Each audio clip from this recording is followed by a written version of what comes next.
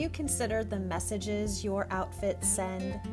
What do you think your clothes say about you? See, style is about the clothes, but it's not really about the clothes. Every day you make choices about what you're going to wear, but what are you communicating? Welcome to Above and Beyond Style. I'm your host, Maria DiLorenzo, and in 2019, I founded MFD Style, where I provide a unique, intuitive approach to personal styling for those ready to embrace a more meaningful look. With this podcast, I'll uncover key elements of where spirituality, psychology, and style intersect, revealing how you can make intentional wardrobe choices that reflect who you really are. So let me ask you, are you ready to transform into your authentic self? Then it's time. Come with me on this journey, and together we'll take your style above and beyond style.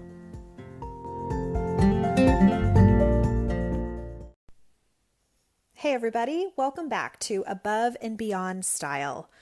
So excited to have season 5 underway and really excited to share a bit more about why I think this is the right conversation for us to be having. It is so interesting how it does really feel like the next right step for me. The association with this number 5 is one that feels pretty fun to kind of explore and untangle a bit with you, because I haven't really figured out all there is to mean and understand about the fact that I keep seeing this sequence, the sequence of 1234, 1, 2, 3, 4. And the right next step then is number 5, 5 in the sequence. I wanted to give this season a little bit of introductory time around the number 5. Like, what does it mean? Is there some research around what it symbolizes, what it could be about? And again, I'm going to reference back to that Laura Lynn Jackson book, Signs, because it helped me understand more about looking at things in the natural order with that new lens and recognizing that there may be some information or messages out there for us to play with and understand around ordinary things like numbers or flowers, weather patterns, or animals. Yeah, there's all sorts of different ways that we can derive meaning from some of these ordinary things. So let's talk about the number 5, because it's going to come up multiple times, obviously. I'm in season 5, and of course this is no coincidence, but I did a little bit of digging, and I am not a numerology expert or someone who's spent a ton of time understanding each individual number and what number patterns are about. But I think I've mentioned to you before in a previous episode that I see all different number patterns. It's not just 1234. I see repeated numbers all the time. Grocery store, license plates, billboards. It's just wild, all the different ways that repeating numbers sort of show up. And it's not always necessarily the same number, like 555 or 444. Sometimes it's repeating numbers like 49 and 23, and seeing them in repetition in other places. So this is an interesting place for me to kind of explore where numbers might be trying to give me some kind of information, ultimately from God, universe, spirit. And it's important that you know my spirituality is opening broader and learning to see my relationship with the divine in this bigger, more expansive way than perhaps I grew up knowing. And some of these signs, again, may feel a little woo-woo to you, but I'm telling you this in a way that I've really learned to understand some of these messages, and that they have a relationship with spirit, and that I've been growing into learning that relationship over the last several years. And numbers have become an important tool, certainly not the only tool. And I'll be, understanding all sorts of different messages and trying to understand the clarity around this topic. But it does give me a place to begin. And it's been a place that's really started to open my eyes to all the ways that the divine order the spiritual realm beyond this 3D way of living on the earth, and all the various ways that we can connect and collaborate, that there's more going on here. There is a wider, more expansive spiritual realm beyond us. And so it's interesting, probably for you to know that I'm always trying to weave psychology, spirituality, and style. These are the 3 pillars of this podcast. And my spiritual practice is very much to inform how I think about relationships, how I connect with people, and most especially how I connect with my style. And of course, my style evolves and grows alongside me. So an important piece of this story is knowing why I'm spending time on interpreting the signs, because this is an important way of how I stay connected to my spiritual practice. And that it's not just that, but this larger world, this spiritual development realm that is beyond me and you. And I don't always have the best words for it, but I know I'm tapping into something by way of learning and understanding some of these messages that are connected with numbers, which is why I feel like it's important, because in some ways I haven't really talked about it, and it has been an important sort of part of how I live. It's creating that cohesiveness between psychology, spirituality, and style. And sometimes the numbers help create meaning for me. So let me dig in to this number 5. I have started to do this a couple times, but I want to tell you that I've learned about the number 5 from doing a little bit of internet research. This is not a deep dive. Please don't take me as the guru or knowing all the specifics and elements of this, but this is kind of what I've learned. Ultimately, the number 5 has to do with rapid change. And I love this because in some ways, the number 5 can appear at a time when we're actively participating in fostering change in our lives. The universe asks us to break out of outdated, stagnant situations. Our souls are craving the unseen and the unknown through adventure or exotic foods or even interesting people might very well be the spiritual nourishment that we're seeking. The number 5 is a number of attraction. When this number appears, we are magnetic for drawing things into our lives. We have great manifestation powers, and they can quickly create opportunities for prosperity and growth. The universe's message for us is to take a risk. Know that we're safe, we're protected, and we're guided, and we'll succeed when we have the courage to emerge out of our comfort zone. Boldness and fearlessness are the best traits to cultivate when we see the number 5. See, we have the potential around us right here and right now to take our time to enjoy life and the many pleasures and the physical realm. And seeing the number 5 tells us that it's time for us to live in the moment, follow a path of bliss, and know that we will see rapid transformation. Enjoy and feel that magnetism of our spirit.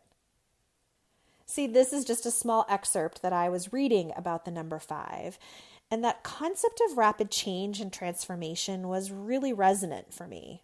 I've shared with you before a bit of my own story about how I've made some major shifts and changes in my own life, and how seeing that number 5 felt very connected. That it was sort of like, someone else here is noticing that I've taken some pretty big steps, and that change in many forms and fashions is imminent. And I think for me, as I've been digging into really blowing up my life, I've talked a little bit about that on the podcast. I have a blog, also a little bit about that I'm intentionally walking into change. Now, some of us, for all sorts of reasons, sometimes change is put upon us. It's a forced thing that happens, and it moves us in a certain direction, whether we're ready for it or not. And I have to say, in many ways, I've certainly undergone that relationship with change. But in this instance, at least for the last, let's say, year and a half, I have willingly walked in the door of change and recognizing that this sequence, this 1, 2, 3, 4, was giving me the next step. Number 5 was like a little nudge from the universe that kept saying, you're on the right track. You're on the right sequence, Maria. You're walking through the right next door. No, you don't see and know all the details of all the things that are unknown and uncertain, but there is something pretty lovely about getting that affirmation or encouragement that just to take the right next step. You're doing it. You're on your way. Now, that may sound simple and small to you, but it's been a very important thing for me to keep in my mind throughout my life, and especially through this journey of taking new and different steps, mostly when I was traveling. And I mean, everybody knows that the unpredictable world of travel exists. We're really just at its mercy, right? Any number of things could happen or go wrong. And I'm not here to tell you that my life has been perfect or linear or without challenge, even though I've been taking, quote unquote, the right next step. It doesn't mean that I'll be problem-free or simple, but it means that you and I are staying in relationship with the nature of change. We're staying in the game.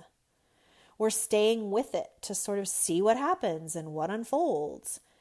And that to me is a very important part of the mindset that when you especially think about personal style. A lot of people feel like the overhaul mentality of like, I have to change this all or nothing. I have to go completely in a different direction, let it all go, purge everything, start fresh.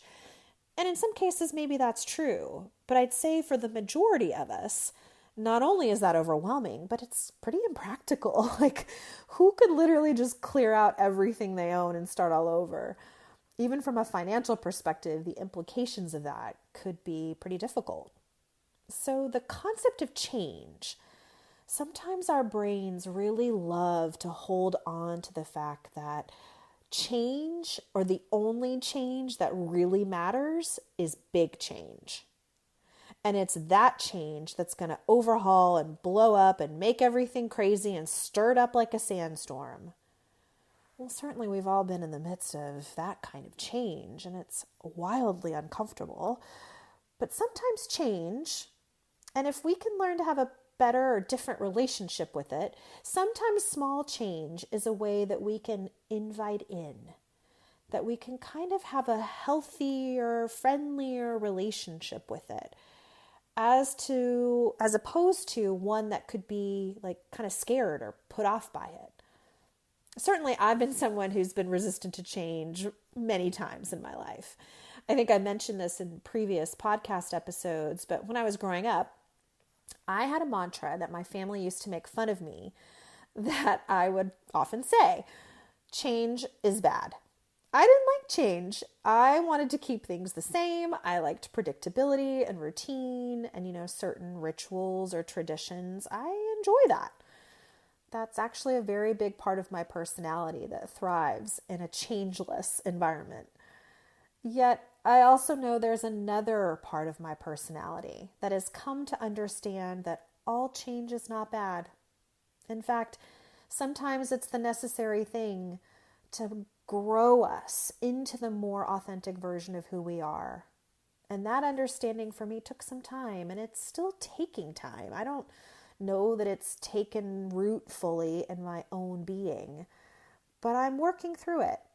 And I think part of the exciting conversation that I like to have about clothing is that it could be one of those tools that help you start to transform or evolve and grow into the person you've always been. But perhaps for different reasons or circumstances in your life, the ways that things have unfolded have really taken you down a different path. And that hasn't allowed the real quote-unquote version of you to thrive or be out in the world in a way that feels safe. And many of us know that experience. And again, I don't want to be Pollyanna and say that, gosh, anybody can do this, because there are circumstances that prevent change or the attitude around change to happen easily. But I recognize the power that we have in ourselves to reconnect with that sense of who we are. And what are the changes that might be needed to get us a little bit closer to that version of ourselves that actually make you kind of breathe a little easier, lets you rest a little bit easier in your own skin. Gosh, allows you to walk into a room of strangers and feel a bit more at ease with whoever they're going to interact with. Because the you that becomes out of this could be more accessible, more familiar, and more connected. This is less reliant on external forces to validate that who you are, and more on the internal knowing of who I am. See, that's everything to me. And I have the power and the control to be able to grow that version of myself in the world. Clothing is this really fun language. It's a fun tool. It's this fun method that we can use to live that fullest expression of who we are. So the micro changes that we could be making in our style could take us down a path toward big change, right? So that's what this season's about. That maybe there are some small things we could be doing that could eventually lead to the bigger impact or the bigger shift, or ultimately the more authentic version of who we are. Maybe it's not those grand, big gestures, but maybe you're ready for, again, I'm not minimizing the grand gesture. It's just, I'm suggesting that the smaller micro changes could be a way that we can more safely walk into this experience of both authenticity and embracing change. So I want to talk a little bit about a few things that you might be able to let go of. Now, these are small things that you can start to wrap your brain around, and they're all style related to help you move down a path. And maybe this is getting closer to your authentic self, but also maybe your signature style or a way that you can present yourself in the world. Now, I have a friend who is a stylist, and I've brought her on the podcast here before, and you may know her from Instagram, Erin from Style Thief Fashion. Now, she has this cool little mantra, if you will, where she says she brings tools, not rules. And I love that because style isn't about the rules. And for those of us who are rule followers, I'm actually putting my hand up right now and acknowledging myself being one of them most of the time. It can be hard to let go of rules, especially around style, because it feels like there are things that are a yes and there are things that are a no. Now, if you spend any time with me, you know that I don't feel like much is off the table. And if you want to move down a path or have an expression of your style, that's valid and reasonable and worthy of putting out into the world. So I want to talk about a couple style rules, if you will, that I would encourage us to start to experiment with in letting go. Could this be a small idea that leads you down the path of some larger, bigger impact or change that you're ready for in your style? So let's tackle a couple basic ones that maybe you've heard already. But ultimately I think they deserve to be repeated. First, my guess is you've heard you're not supposed to wear white after Labor Day. Now, I don't really know where this originated. I haven't done the research or spent any significant time kind of figuring it out. Was this sort of a thing that existed in the South and you only wore white in the spring and summer, and then all of a sudden, once Labor Day hit in September, you now transitioned out of wearing white, whether that's your white jeans or your white shoes. But I happen to love wearing white year round. It is one of those colors that I have embraced, and I love white. Most of the biggest, like the largest quantity of things I have in my wardrobe are white tops and white sweaters. And I think letting go of something as simple as like, I don't have to only wear white certain months of the year. I can actually wear it whenever I want. That could be a pretty transformative, yet just a small step to help you get a little closer. Number 2. Now, I hear this quite a bit from those of us who are aging. We're all aging. We all get older. Newsflash. None of us have the ability to live in an infinite amount of time. And so our bodies are aging, and our bodies are going to show signs of age. That's just the natural way this happens. Now, I have quite a few conversations with clients around the age appropriateness question and whether or not they should show skin. Now, what I mean by that is perhaps showing arms, some of your chest area, your back, legs, you name it. Showing skin and the correlation with being a certain age is something that seems to come up a lot. And I'm here to release yourself a little bit of that rule. That maybe it's okay for you to show a little skin. Maybe it's okay that you show your arm or a little bit of your chest or some of your back or your legs. Like, there are no rules here about how and what and how much of your skin you show according to your age. It really has to do with your comfort level in your body. And I and no one else gets to make that rule for you. You get to make that rule for you. So again, a micro step might just be bring up the arm length of the shirts or the tops that you're wearing. Maybe you don't always have to wear like an elbow length or 3/4 length or a long sleeve. Maybe you just want to show a little bit more of your upper arm or your bicep. Maybe you've always worn high neck or crew neck tops, and now you're like, I'm going to wear a V-neck. I want to show a little bit more of my skin on my chest area. Go for it. Let me give you the permission to take that small step in allowing a more authentic version of you to show up in your style.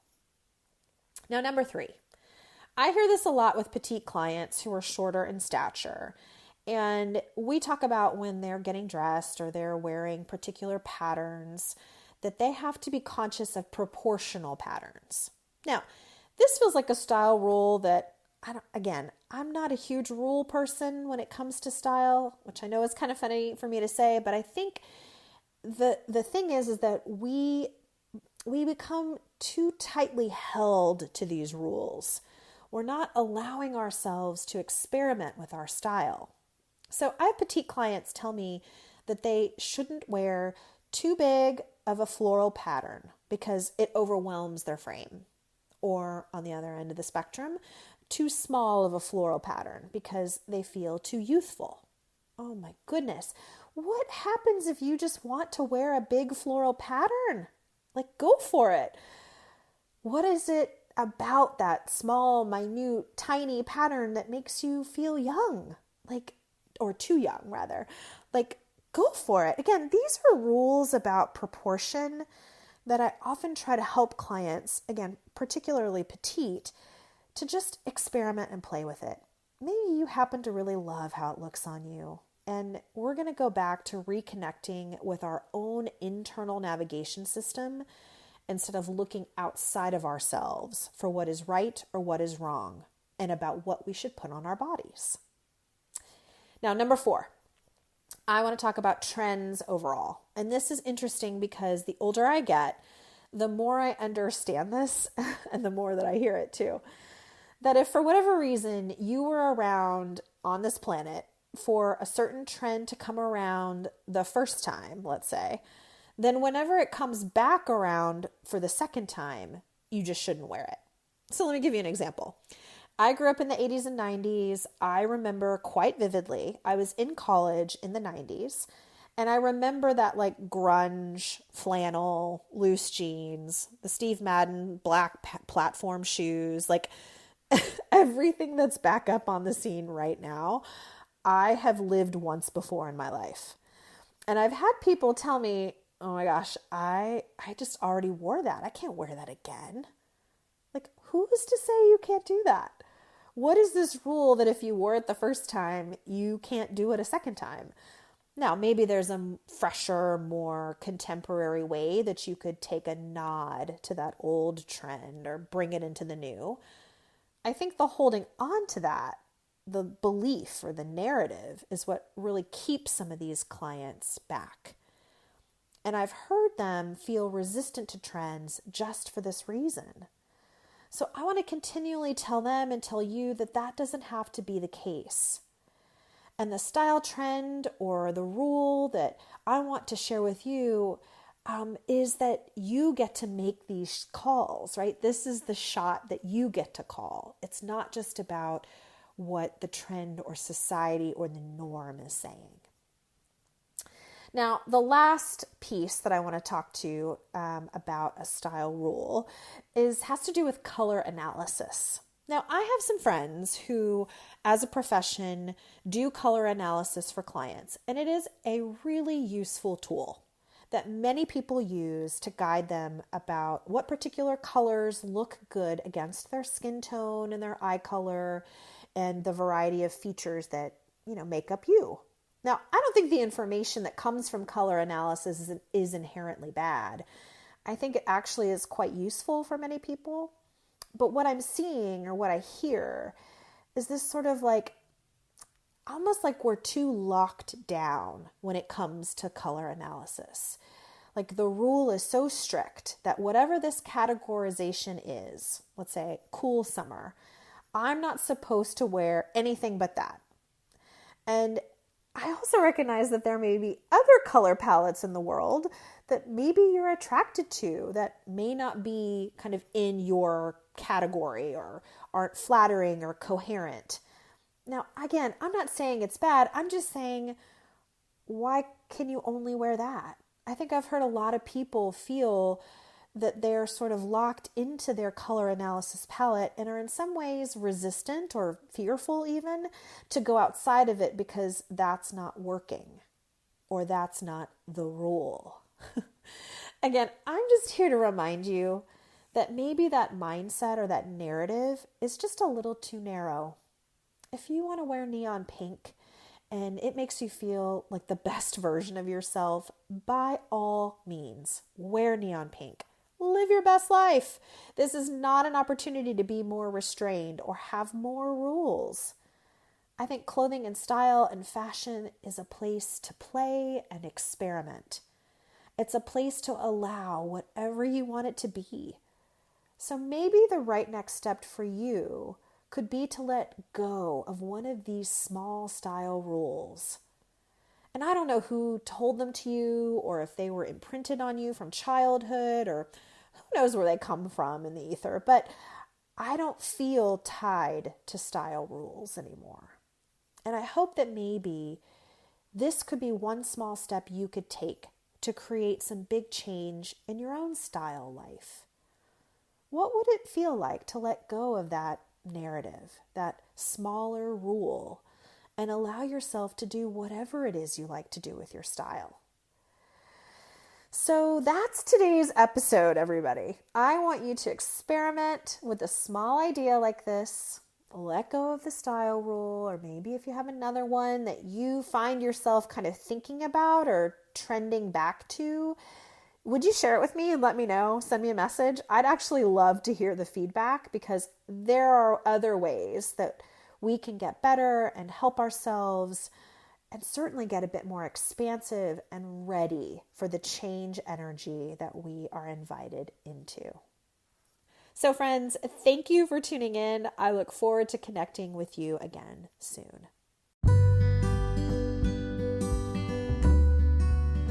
Thanks so much for listening today. If you enjoyed what you've heard, I would appreciate you taking the time to leave a review on the podcasting platform you're using and share this episode with others who you think might really enjoy these conversations about personal style. For more information all about MFD Style services, you can find me on the web at mfdstyle.com, on Instagram at mfd_style, where I post almost 5 days a week, or send me an email at maria@mfdstyle.com. I also have a weekly email I send to subscribers, so I will include the link to that sign up in the show notes. So until next time, friends, remember to love yourself and then love yourself some more.